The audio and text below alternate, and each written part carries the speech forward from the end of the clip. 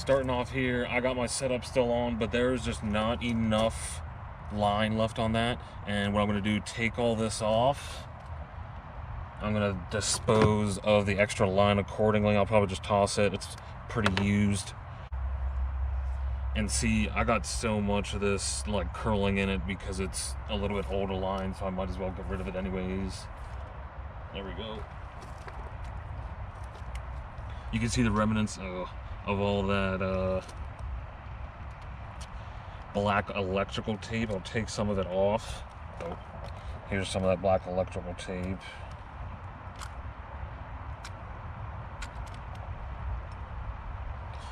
Maybe I'll just take off the line first. There we go.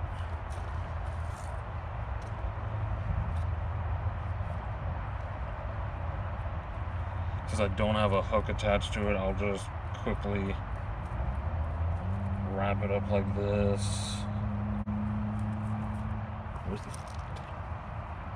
I'm wondering why I didn't feel the weight. I think it's a lead weight.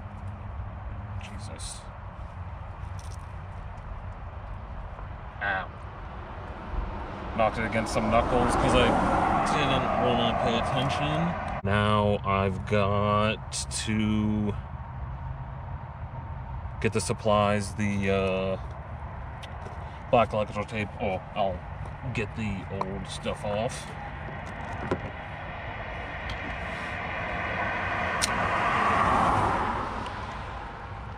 But I'm just going to take a knife to it.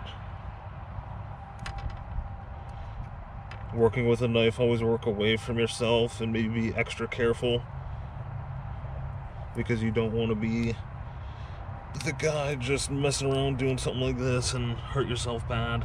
You don't need like multiple stitches.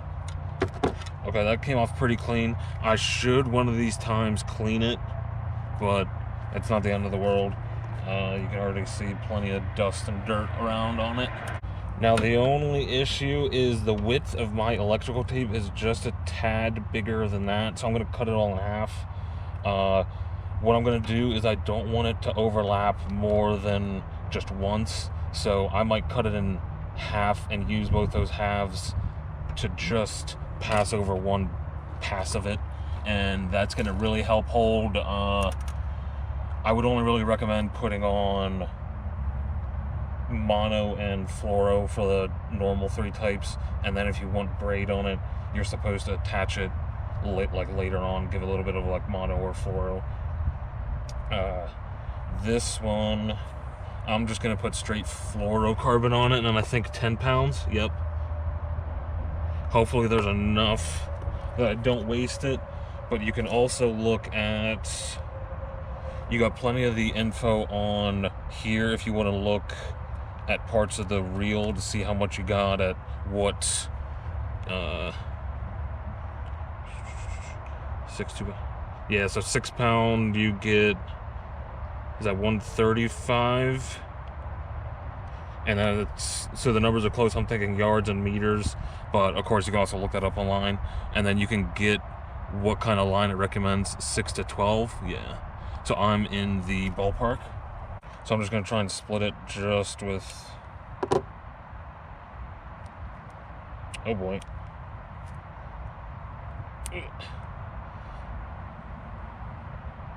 I don't deserve this.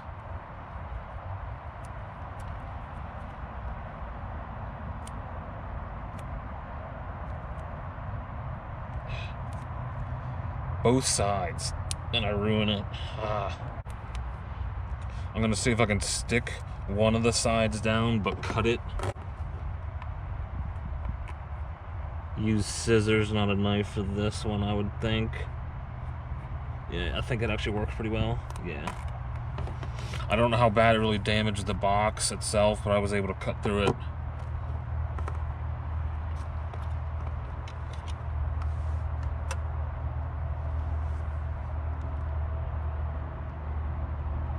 I'm going to put it up a little bit higher because for some reason when I just took this off, it was all crowded the bottom and it was a little bit like crimped up at the bottom. It's kind of tough to see, but I'm gonna not let it touch that bottom portion there. Just out of fear it does that again. Oops.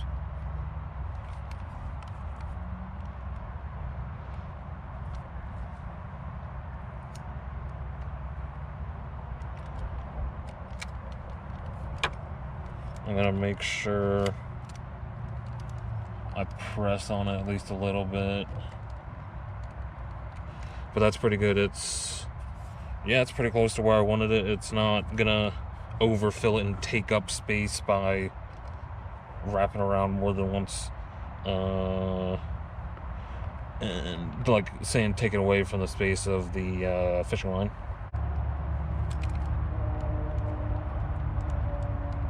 Now a lot of that line is going to be able to, once it like starts cinching down on that, because you do a uni knot, and I'll do that now, it's going to be able to help hold it better. That line will much more easily just slip and slide around on the whatever metal this is, like aluminum or I don't know what other cheap metal they would use, or I would say affordable metal. And the uni knot, I'm going to use this end. You take this short end, don't bother looking at that, and you don't pass over it, leave it like, just loop that around, and then you go within that loop 3+ times, I think is the number. I had to look it up right before doing this to remind myself, but because this cinches down like, I don't know, it'll cinch down that way for me at least, and then and then it's able to cinch down. I don't have a good like last foot of this, so it's screwing it up, but then this cinches down. And one thing you also probably want to do, of course, you got to flip the bail up and put the line on it. But I would first put it through all the I forget what these are called. I should know the name of them.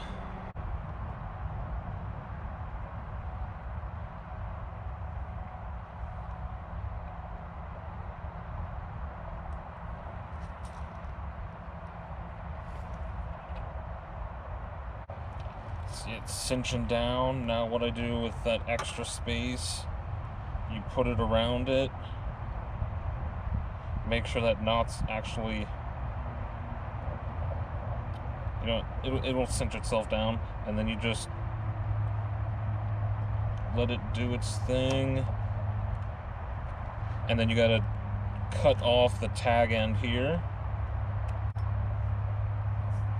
Yeah, so now that's pretty well secured, pretty well like pulled down of a knot, and I need my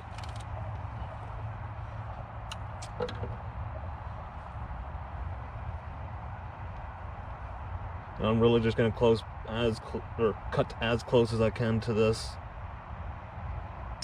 There we go. So it doesn't interfere with anything. And now, with it underneath the bail, you're able to start it up.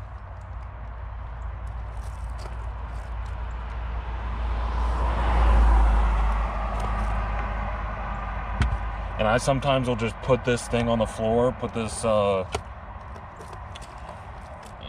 of line on the floor, and I'll just start. Yeah, I should, just to be sure so it stays tight for when I first put this on, what I'm doing is just holding it right here, and then it'll help keep it like nice and tight and neat, I guess. Oh boy. So now I've got a knot to deal with of some sort. There we go. So what it just did, since I have this rod broken, at least pretty much to the second to last one and beyond, it gets in the way. But I mean, I'm still gonna use the rod if it's still gonna work for me. So since I wasn't paying attention, I'm right at the maximum here. And that's not the best sign when I'm putting the kind of favoring towards the top for the black electrical tape. And I'm gonna have to take off some of this. Yeah. I don't want it pretty much hopping over top of either one of these sides here. I do not want it to be too much on the line. Sorry, on the spool or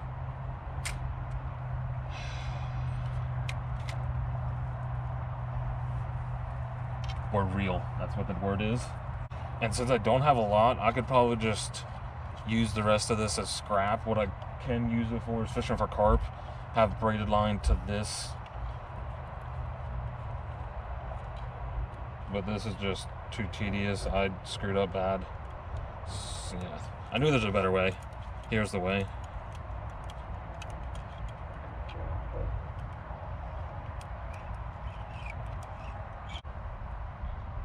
Yeah, right there. So that's probably going to give me the okay to just cut. I'll cut on this side here. Or I can just rip. It's only 10 pound. Yeah. And I still need some taken off of this.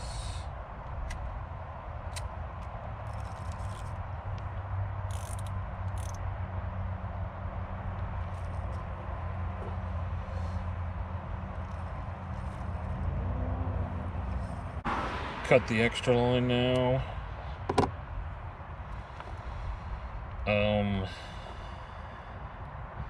Yeah, if I want to keep this, I'm gonna have to use it, like, or I have to put it away a certain way.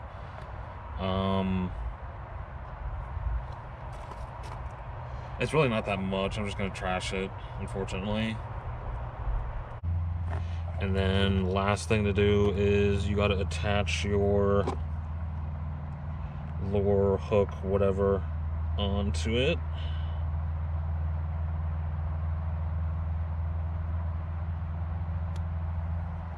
Don't do what I did there, though.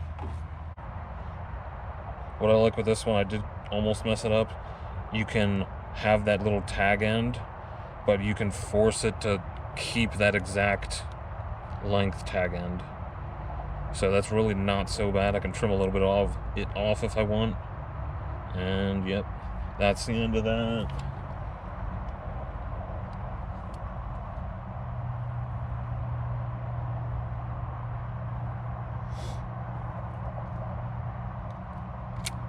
Very long overdue.